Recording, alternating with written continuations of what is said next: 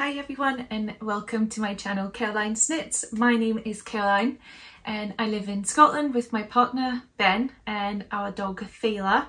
I am originally Danish but this marks my 10th year in Scotland. I'm also out of breath because it's very hot today, but because I'm not a very good clickbait title person, you will probably also guess why I'm out of breath, and it's because I'm pregnant. It's also why I have been gone, because my first trimester was mainly spent actually in this room because it gets nice and sunny, just feeling pretty crap.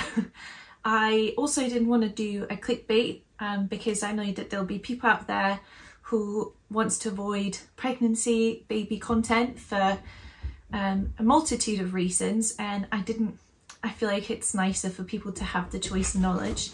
Of course, I got distracted by the dog because it's a really hot day today and she was actually asleep before I rudely interrupted her nap to get set up for filming. So we'll have to see if she won't settle down. But I didn't want to do lots of clickbait just so people have a choice, but I also wanted to flag that today will probably be much more intertwined with a life update than a perfect I've knitted 10 sweaters kind of podcast. I've never knitted 10 sweaters to show in an episode, but I'm sure you know what I mean. So if that's not your vibe, then I completely get it. And I feel like today is definitely the type of episode that if you have a hot drink or a snack, or maybe you are doing something else and you kind of have me on in the background, I think this episode is definitely going to be that kind of like chill, just listening a little bit vibe. I'm going to just start out by saying what I'm wearing today. This is pure commitment to the podcast. I always like to wear one of my latest projects, but it is very hot today. It is at least about 20 degrees. So I'm wearing this sweater and you might be able to see that I am wearing shorts. I'm wearing maternity shorts because I'm about 17 weeks pregnant. So I'm still not at the point where I have a bump, but I'm at the point where my belly is big enough that it doesn't really fit many non-stretchy clothes and it's just really sensitive. I was wearing a dress, a stretchy, comfy dress, but I thought I will end up flashing everyone on the podcast and no one needs to see that. So today the sweater I'm wearing is one of my, it's my latest finished object that I've been working on for quite a few months. This is a sweater number 11 light, designed by my favourite things knitwear. I knitted it in one strand, Lana Telia, which is Lana's silk mohair, and one strand of Lana Gatto VIP. Both of them I bought from Knit and it is some kind of neutral beige colour. I know the Telia is in the colour Latte. Started knitting this when I knew I might fall pregnant, but before I was pregnant, because it's a lovely oversized fit. I am due around Halloween, so I will end up with quite a big bump when the weather turns probably. So yeah, I thought this was quite a safe bet to make, and I did a few modifications to the pattern that I'm really happy with. So the original sweater number 11 and sweater number 11 light still has the characteristic shoulder details and some other nice bits. It's just a nice drop shoulder design, but in the original ones she uses a twisted rib and a roll neck. Roll neck. There's a roll neck instead of a folded neck band. And I just decided that I didn't actually want a high neck on this, and also I wanted normal rib because I think it's just a bit more fuss free. So that's what I've made. I have actually gotten quite a lot of wear out of it.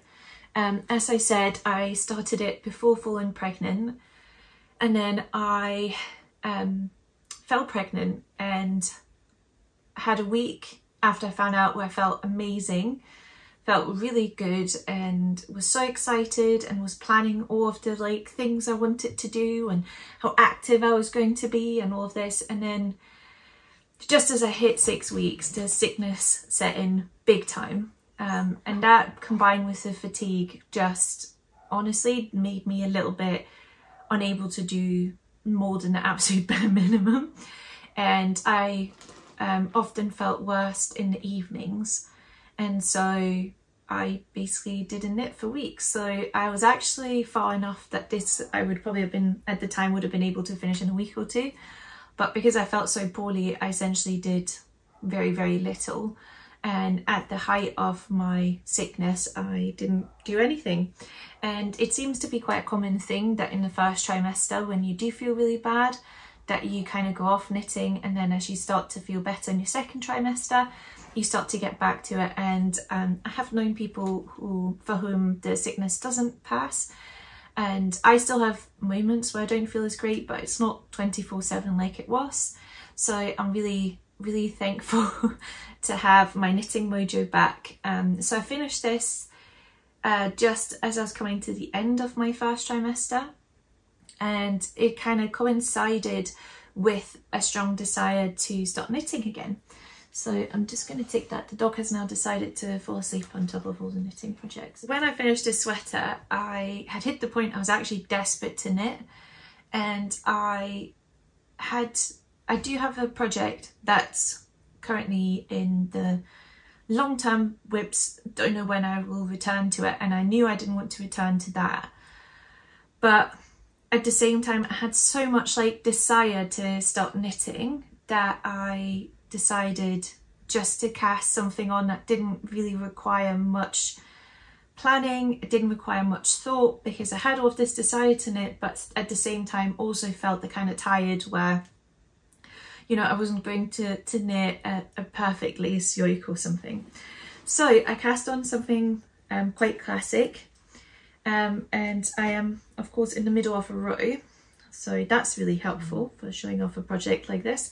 But I cast on a baby blanket. At this time we didn't know what we were having. It's not a secret what we're having a girl, but I thought this would be quite a lovely piece that is quite gender neutral. Not that I care too much about what kind of like the things can only work for one gender or anything. And I think in general, for most things I will knit, I will kind of just knit what brings me joy. But I thought with something like a baby blanket, if you are to use it again, I think I would appreciate not having knitted it in some colours that could also go out of fashion. I think these are fairly neutral. I'd actually bought this to make Laura Penrose's The Sweet Shop blanket. However, I honestly just realised I didn't have the brain capacity to sit down, read the pattern and understand it well enough to do it. And I suddenly I could just tell that the thought of using all the leftover bits in my stash, that I couldn't face it. And I was like, you know, sometimes you have a really good plan, and it might still have been a really good plan, but it's also okay sometimes just to take you where, you know, for knits to take you a different place. And that's kind of what happened with this. So this is from the booklet that I do have over here. It is, as you can tell, like a broken rib stitch. So essentially you do one round of ribbing and then one round of knit stitches, and it kind of gives this lovely squishy stretchable texture, but that you don't have to think much about. And it's from this Sandnes booklet called Mook Start, and it is 2108, because I think they have a few Mooked Start, or like soft start essentially. And I really like this booklet. I've mentioned it before because it's not my first pattern from it.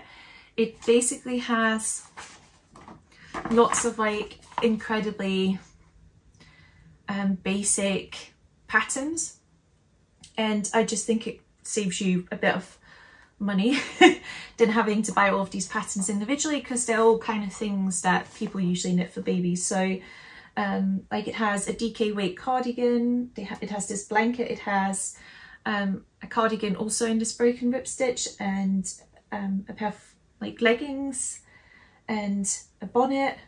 It has a few different like these kind of leggings as well. It has a really cute panda suit, which is adorable, and then it also has this panda sweater or bear sweater, which I have knitted once before. And to jump ahead to some of my acquisitions, I am planning to knit again in this Lana Gatto super soft. which I bought from Knit, this is actually like on clearance, so it's a really good deal. It's like 100% merino kind of yarn. It's incredibly, 100% merino, incredibly soft and lovely. So yeah, there are lots of different patterns in this. I think it's kind of like a good, you can always pull something out if you need to make a baby pattern. It also has cute little broken rib stitch socks.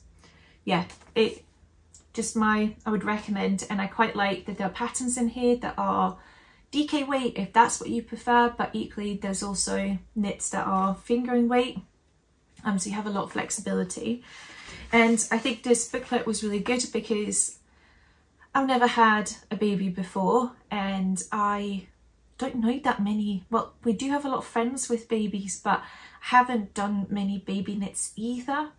So I also just think as soon as I fell pregnant and that desire to knit for my baby hit, because it was almost like once I reached the end of the first trimester, I also suddenly started getting that desire to nest. But then looking at baby patterns, it's just so overwhelming. I think because I'm so used to, you know, women's patterns for myself, I don't find that as overwhelming. Or I kind of know, you know, if I don't know what kind of designs I want, I can usually find something that Petite Knit has made that's nice. And yeah, it's not very original to pick Petite Knit, but I know I like her patterns, I know they fit me well, etc. But for babies, I have no clue what designers make good designs. I don't know, I obviously don't know what my baby will be like. I was born quite long. So for example, I grew up newborn really fast. I had really long legs. I just don't know until she's here. And I think for me, in that kind of overwhelm, there was something incredibly reassuring in just being like, right, I'm not going to buy a pattern, I'm going to knit something solely from this booklet. Obviously, this blanket is not complex. I cast on with an Italian cast on so that it has a neat edge, and then you kind of go. I still managed to mess up how you do the stripes. So I realised for the second 2 stripes I actually added another 2 rows of the main colour before I started the contrast colour. So I just added 2 more for the next 2, and my plan is to keep adding 2 till the blanket is done, so that the distance kind of increases, because my brain was like, that's what I can manage. The main strand in this is Drops Merino Extra Fine, and this is in the colour 50, so it's just a nice neutral beige. I also have my contrast colour wrapped around these needles, which isn't very helpful. My contrast colour is Old Stash. I seem to have both of these in use. I'm kind of hoping I could show a neat one, but based on this tag, you might know how old this Avetta is, but my contrast colour is 2 strands of Fil Colonna Avetta. In the colour Red Squirrel. I actually used this for my first sweater, the first sweater by my friend Lissy behind Hive Knits. That's what I originally used this yarn for, but I still had over 2 balls of it left, so you can see these 2, and I had a small bit that I used up first. So I decided to use that for the contrast colour because I actually really love the colour of Red Squirrel.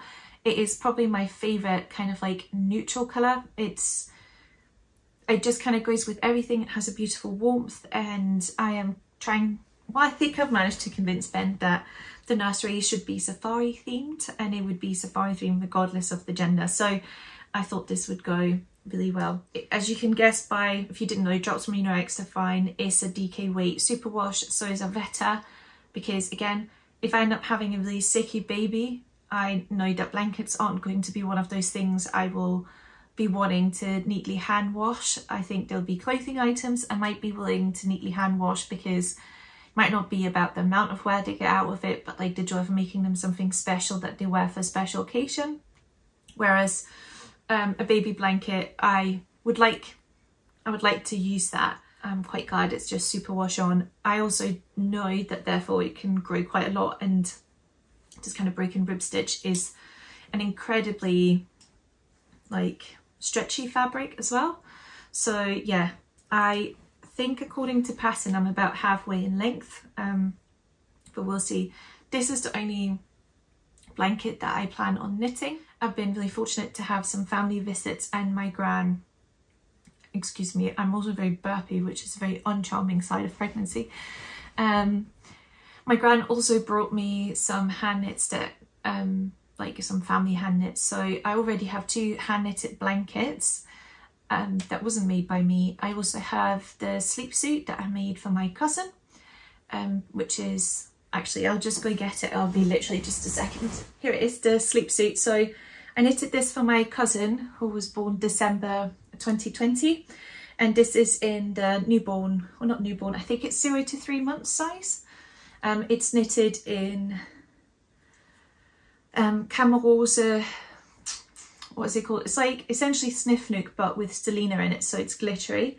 It does have, it was very, very well loved. This I knitted, well, 2020 was the year I learned to knit because I'm a pandemic knitter. I knitted this actually the first summer I've started knitting. So there is a mistake right here, which has annoyed me ever since. But it's also been incredibly well used. You can see there's quite a lot of pilling here, so this just needs a wash and a depill, and it should be absolutely fine for my Halloween baby to use as well. I did poppers in this one because at the time I didn't want to bother with buttonholes. I probably would now. The Selma Sleepsuit is one of a few patterns I've done twice, so this was my first one. I've knitted one more, and I might knit one for baby girl, but I will probably knit it in the size she would be. I think it goes up to like a year and a half, 2 years maybe. I'd probably knit it around that size instead. Advice if that would be silly to knit a baby of that size a sleepsuit. But yeah, I don't think I'll knit another one for this winter because it's like an oversized piece that you put on top of something else. My auntie actually used this that whole winter, and while her baby was born a little bit after mine, I don't think we'd get enough use out of a size up. Again, a lot of this like thoughts and feelings I have about baby knits is one of the few things I would very much like advice on or stories about, because there's lots of things like when you fall pregnant, it's a bit like getting a dog. It's people give you so much unsolicited advice and tell you stories of all sorts of different things, and while I know people do it out of kindness, sometimes it's also a little bit overwhelming to kind of have to like manage other people's emotions and experiences. However, with baby knits, I am definitely not as precious about feeling easily overwhelmed with other people's experiences. So please do let me know. But I'm quite chuffed that we'll be able to use this. And then there was a few other bits. But yes, that's also why I'm not planning on knitting another blanket. And I think now that I know I'm feeling better and I have like the level of excitement in it as I currently do, I probably wouldn't have cast on the blanket. So it is currently been relegated as my meeting knit because it's incredibly easy to knit while I am in a meeting at work. So it can just live next to my desk and I don't have to like move it backwards and forwards. And I've also been taking it in the car because it's DK weight. I find it really easy to knit on. I should also talk about the needles that I'm knitting on. They were actually a gift. These are, sorry, add, gifted, etc. These are the Clover Protakumi. Yeah, I think that's what they're called. They're essentially Clover's like bamboo knitting needles. I don't know if you can tell, but they have a flexible, that's not what it's called, you know, it has like it turns is what I'm trying to say, and they're fixed circular, so no, you can't change the cord, but I was sent I think 3 different sizes, and I'm knitting this on 4mm needles, and I decided to knit on wood for these, mainly because 4mm is quite a common size in like women's clothing or like sweaters that I like to knit in DK weight, so like this was knit on 4mm needles. So I wanted to keep my metal needles clear, but also for superwash, sometimes when it's quite squeaky, I was like, it's probably not a bad idea to have something that has a little bit more grip than my usual metal needles, though these don't have like lots and lots of grip. They're quite a nice in between. So I have really enjoyed working on these needles and would recommend them. I am still a metal needle girl at heart, So I wouldn't buy a whole set of these, but I can definitely see myself knitting one of these. They're also quite a nice sharpness, which has been, yeah, just been really lovely to knit on. And I think as this is quite a big heavy project, it's nice to have a cord that's just soft and squishy. I do like I do like these kind of plastic cords as well, as long as they don't tangle up really badly. Reminds me a bit of some of the pony cables I've worked with before. So that was my first cast on after my Desire came back. The next thing that I cast on, once we found out it was a girl, I actually got quite surprised how much I wanted to knit something that was like girly. I know there's some like political correctness in saying these things and that it could be exclusionary language, and obviously if she doesn't feel like a she in the future, then that's completely fine as well. But it doesn't mean I'm not allowed to knit a few girly bits as well. Gender's the spectrum, etc, etc. So it's not to be like non-inclusionary. That was really bad English. But once I found out it was a girl, I realised I had some yarn in my stash that I had wanted to knit up for a while, but just never really thought of a project my size where the yarn felt just right. Because I think once it arrived here, I just realised, well, you can see it, that it was quite a bright, like quite bright hand-dyed and quite contrasty, which is 100% what it was meant to be. But I just felt in a garment my size, I just really struggled to find something. So this has been in my stash.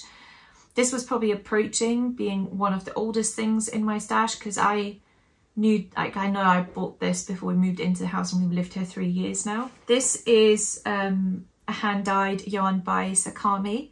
It's called Lonsdale House, and I bought this, as I said, like several years ago. It was when she had a clearance and I just saw it and fell in love with it. So it essentially, the main colours are obviously this kind of cool tone pink, and then this cream colour, and then this like orangey, a bit like red squirrel colour, I would say. It is like, if you're Danish, it's like Regnbuis, and if you are British, I think you call it Neapolitan ice cream. That kind of like 3 different flavour ice cream, which, speaking about it, I could totally eat that right now. I don't know if I've ever seen it in Britain, but I know it's a thing here, I think.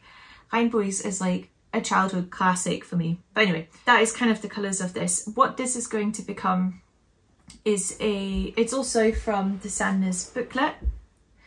And it's essentially a wrap cardigan that I am knitting in the 6-month size, because, as I said, I was not a very small baby.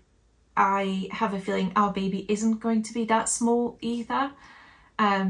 So I just don't want to knit lots of things in like newborn or 0 to 1 month size that the baby can only wear for that short period of time. I also feel like my research has told me that when babies are first born, a lot of things have to move through their systems, and it can be quite a messy experience, and that in general they're just so small and fragile feeling, especially if you're a first time mum, that wrangling them into lots of things, you're not going to want to do that. You're going to want comfy sleep suits that you can easily put them in and out of. I bought secondhand bodies with like buttons down the side so that you don't have to wrangle them over their heads, etc. So I thought I'd knit it in a bit of a bigger size, and my plan is the original pattern. This is actually a knitted down folded colour, which doesn't fold that neatly right now. I think once it's washed and blocked, I can make it lie a lot neater. Right now it just kind of sticks up awkwardly, or it will never look neat, and yeah, it's not my neatest job. I don't know why I decided to knit it down. Well, I do know why I decided to knit it down, because I'm lazy, but looking at it, I don't think I've done that very straight, and now I can't go back and fix it, so that was dumb. But yeah, I knitted that down. It also has folded, like it would also have folded sleeves and a folded body. I think I'll still do the folded body. I'm out about the point where you would start to work what you'd fold, but my plan is to do ribbing on the sleeves, because when she fits into it first, I can just roll up the sleeves, and it should mean she should be able to get a little bit more wear out of it. And also because I don't think folded bands in general have a lot of flexibility to them. Are you missing a pillow? Would you like a pillow? Here you go. Lie down, relax. Yeah, she just needs a pillow. So I just don't think like any form of folded neckband or armband or body band, like you're not going to get the same stretch as you are on ribbing. So I think up here for the neckband, I don't care too much because it's kind of like this wrap style. So essentially you sew on snaps and it sits like this across the body. And then this one, the pattern recommends that you have decorative buttons on the outside and then snaps, like what actually closes it, snaps on the inside. So that's probably, well, that is what I will do. But yeah, I think I'm going to do ribbing on the sleeves because it should give me some extra life out of it. For this pattern, there's also matching trousers, and I have in total 1200 meters of this yarn. So I have basically 300 grams of it. It's fingering weight. And that's quite a lot of yarn, and I think it would be quite nice with the trousers as well. Even if baby girl doesn't wear it together, at least I have the option to. They can be worn separately, you know. This has quite a lot of colours they can tie into, so would the trousers. So that's my current plan, and I will do the pattern for the like leggings that kind of go with this set, because in the booklet it's kind of shown as a set. Does have like feet in them, and at 6 months I reckon she's starting to reach the point I might not want feet. And again, it should also give me a bit more longevity if once again I have ribbing at the bottom of my feet. I'm essentially just extrapolating from what Laura has told me before when we've spoken about knitting for babies. So that's project number 2, and I've enjoyed both of these, but I could also tell that like I have so much on and I am very conscious that we have to downsize for baby's arrival because we have to fit one more whole human in this house, which if you have been, you might not know, back in 2021, Christmas 2021, I decided to give vlogging a go. It wasn't really my jam, haven't really done it since. But if you're nosy, back then I did show around bits of the house, but essentially we live in a very like, I think we get a lot of size for the size of the house, if that makes sense. Like the layout is very good, but it is just a 3-bedroom house and the bedrooms are fairly small. And basically what needs to happen is that this is the 2nd bedroom. It's at the front of the house and we are northwest facing at the back, meaning we get great sun in the garden, but we don't actually get sun in the house, which is very great now that it's really hot. But it does mean that this is the brightest room, so it's best for filming.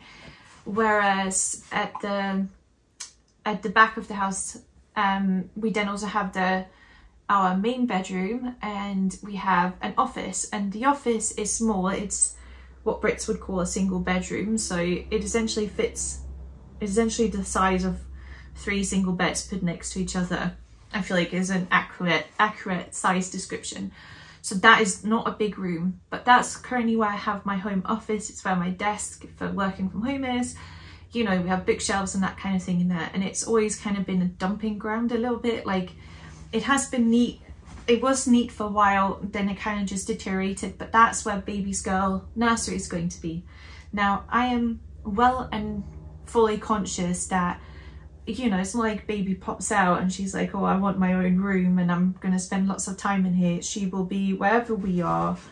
For all I know, she will never sleep in that room because she'll hate to sleep away from me, and sleep comes first for all of us.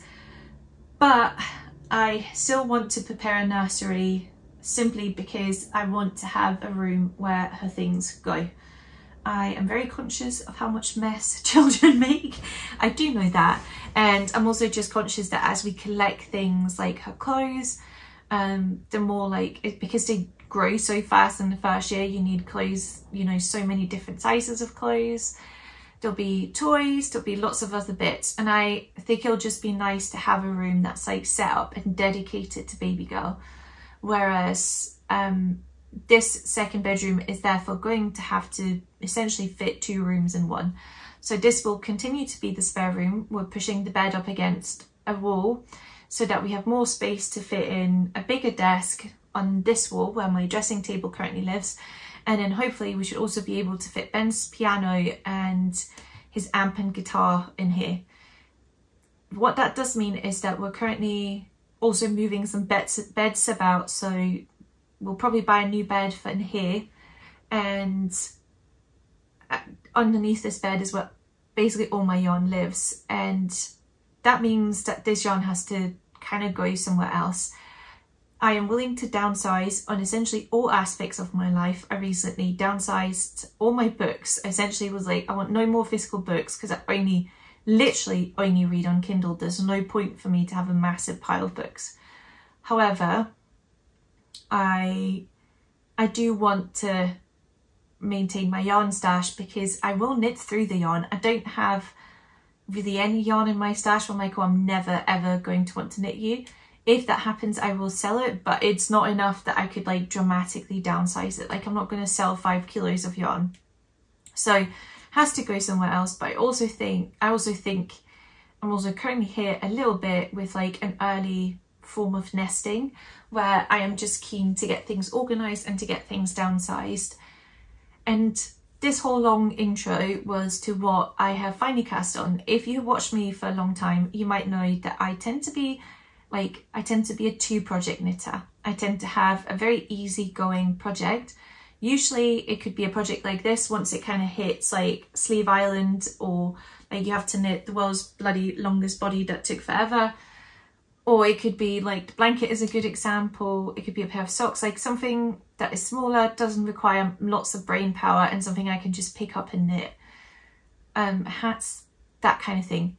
Then I tend to have another project that is a bit more involved, that requires a bit more thinking, or just something I was really keen to knit. I also try to keep it slightly different needle sizes. So the wrap is knitted, like the baby wrap is knitted on 3mm needles, and I can feel that in my hands because it is superwash yarn and you knit it flat, so you're doing lots of purling.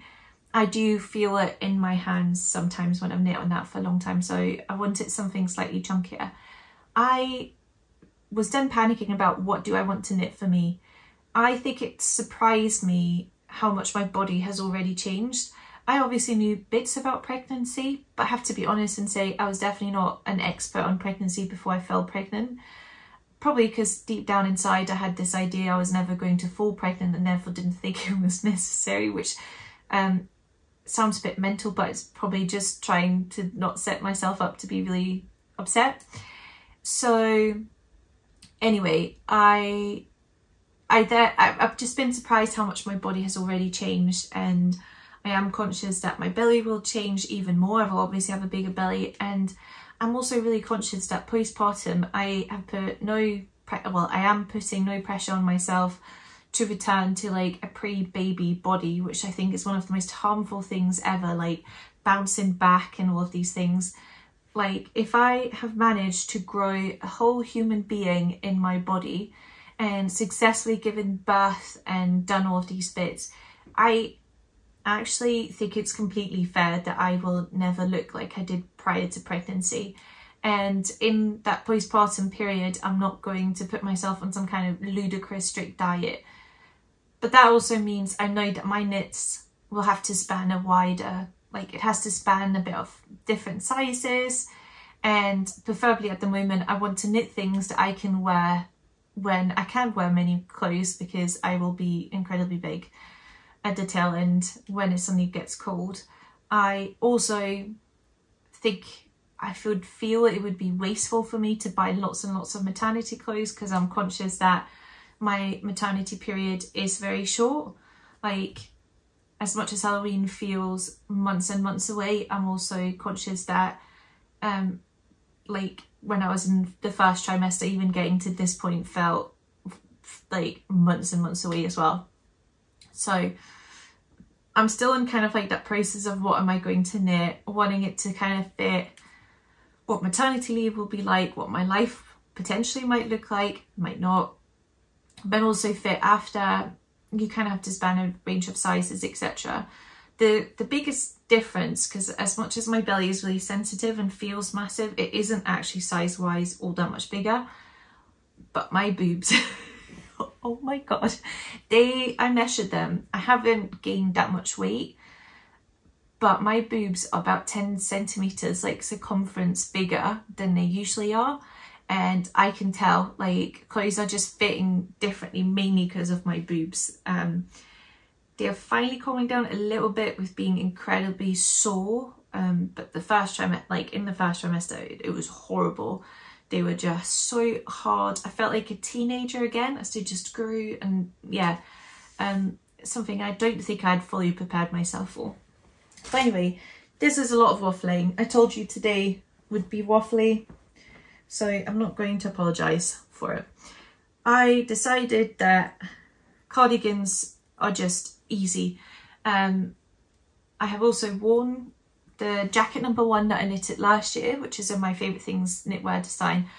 I have worn so much. It's so easy for me to style, and I definitely think that instead of buying lots of like maternity clothes, I will buy stretchy clothes, or like, again, clothes that I can wear postpartum when my body will be changing in whatever direction it's changing. And I want to basically buy clothes that I can wear through all of these different transitions that my life will be in. And cardigans are just amazing because it's, especially the big ones. Oh, that must be my mum.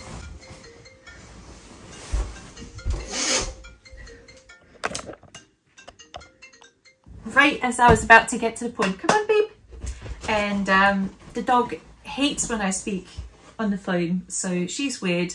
I thought I'd quickly finish my thought, quickly finish what I was going to talk about today, and then accept you have heard me chat enough. So after all this chat about finding out what the hell you knit when you're pregnant for yourself, I have decided to cast on an Eva cardigan by Petite Knit. I am knitting it in that kind of yarn that you save in your yarn stash forever because you think it's just too nice to knit up with. This is Lana Gatto Maxi VIP, which is essentially the DK weight version of the fingering weight version of VIP that I used in this, but Knit no longer sells Maxi VIP. It is available from a shop in Denmark called Omslagsjakke, which is in Aarhus. So I think I could still get hold of this, but it's just such a beautiful soft yarn. I swatched it single strand, and it knits up to a 20 stitch gauge. So then I started a witch hunt for 20 stitch gauge. I didn't want to knit it on any smaller needles. I didn't want it to be 21 stitches because I thought it would feel way too tight. But equally, I didn't want to hold it with a second strand to knit, for example, the Champagne cardigan by Petite Knit or some of those like 18 stitches. So I decided to go for the Eva cardigan, which when it first came out, I didn't like the big double ribbing. But upon reflection, I think that kind of like casual style of the Eva cardigan is a bit like the jacket number 1, that I can wear it on top of a nice dress for work, and I can wear it at home with just, you know, a pair of leggings and still look cute and casual. So that's what I've cast on. It's a bit of an unusual construction in that you start at the back and do increases every round, then you pick up, do the front bit, and then you kind of collect it all and pick up stitches here over the shoulder, which I think it definitely has a name, this technique. I have never knitted it before, so it's not quite a saddle shoulder, but I think now it looks a bit saddle shoulder-ish, but I quite enjoyed trying a new technique. So I just joined all of it up yesterday. I do have quite a lot of rowing out, which is really annoying me, but it's hard to fix. I might try to put a smaller needle on the Purl needle because I think that makes my rowing out less usually. So I might do that and see if it kind of changes, but that's what I'm knitting. And this has been something I'm quite keen to knit some more on because I really like this quite neutral colour. I don't know how it will go because at the moment I just had my hair dyed 2 weeks ago. I'm slowly transitioning into low maintenance maternity leave instead of the bright copper I have had for a while. So that's why I went very bright for summer. And then my plan is to slowly blend, you know, a bit of neutral roots into this and just have like essentially some highlights that doesn't need redone as much as this does. But it's currently very, very warm because I still had copper in it, and we've kind of left that kind of orangey copper tone through it. So I've never been this warm a blonde before, but I quite like it. So probably isn't the best match just now, but I think in time it will look really good. So that's all the projects that I'm working on. And just to finish off, I thought I would show you, obviously I've showed you these acquisitions, which are going to be a panda sweater for baby girl. I also bought, oh, these go quite well together as well actually. Maybe I should swatch these. I bought Lana of Vetta, actually meant for baby knits, so I have bought 6 balls of this. I'm planning to use it up with some of the hand-dyed scraps that are meant to go in the blanket. Avetta is such a good price. I know it's good, I know Lana's nice, I like the colour palette. So I ordered this from Knit, and then at the same time, at Christmas she gifted me the Cardiff Cashmere Brush Light, which is 25 grams that runs 138 meters, and it says to be knit up on 3.5 to 4.5 millimeter needles, which I don't know what universe that would work. But what I've very much found is that this I just think is a little bit too thin to be knitted up on its own. I really wanted to make this into a cardigan, so I thought I'd treat myself and buy some of my favourite mohair and see if I still felt the same about it. So I bought the Isa Silk Mohair, which is, in all my knitting time, the nicest mohair I think I've worked with, and it's my favourite. And then it arrived and I realised these are completely the wrong colours. Like, this is like a greyish, I would call it. It's almost more similar to this kind of colour than this very true silver grey. Basically, I bought yarn to get yarn off my stash, and now I think I just have to buy a sweater quantity of another colour. I don't know, the swatch is somewhere in my knitting bag. I'm not going to drag it out for you, but I thought I would swatch it with something else and see how it would look together. And this is Knitting for Olive Merino in Cream, and these two are just chef's kiss. So I think in time I will buy sweater quantities of this and wear. And that's all my acquisitions. I am hoping I'll be back in not too long, because it has been too long and I have much desire to knit. We've just done up some stuff in the garden so I can actually sit outside, and it's so nice. And yeah, that's me. A quick finish because I realised I'd been babbling on for too long anyway. I would very, very much like baby knits opinions. What yarns you've knitted in and really enjoyed, what patterns, especially things you knitted and didn't use, I think would be really helpful to me, because it's always nice to hear what people liked, but I think it's just as useful to hear what did you think would be really useful and made and wasn't. So I would very much appreciate that, and it's been so lovely to be back and talking about knitting, and I hope to see you soon. Bye!